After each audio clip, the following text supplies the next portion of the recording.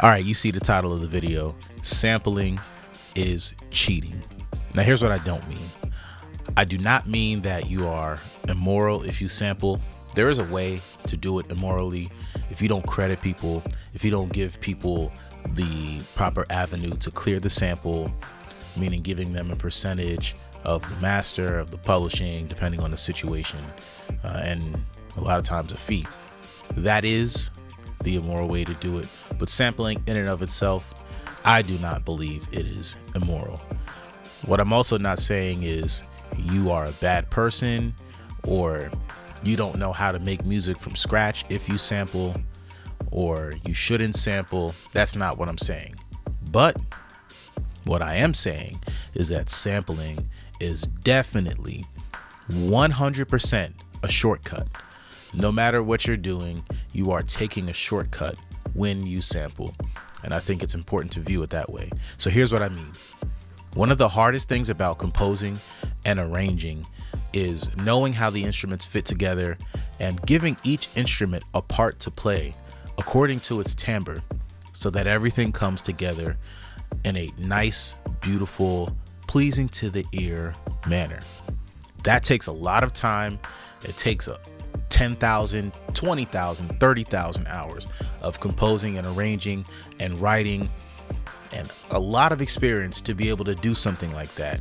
And this is why we're out of the era of bands at this point in 2025, but bands always had a certain identity, a certain signifier when it came to their sound. There's just a certain way when you hear the Isley Brothers, there's a certain way that 12-string guitar just hits in the mix. I didn't even mention the engineering, and the recording engineers play a big part of this too. There's so much that goes into how a record sounds, and if you can lift that immediately, that is 100% a shortcut. Ahmad Jamal's Jamalka album, incredible. The Fender Rhodes, the orchestra, that album I believe has so many great samples. They Say by Common.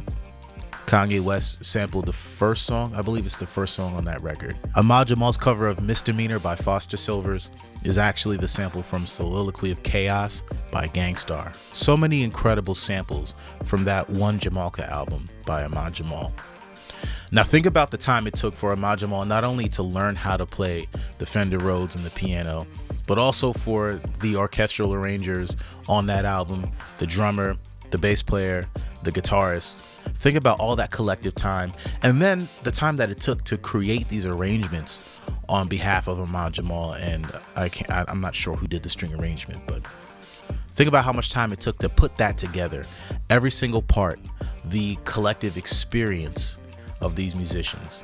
Is it really fair to just go and sample that and to say that it's something you made? I think it's a complex answer.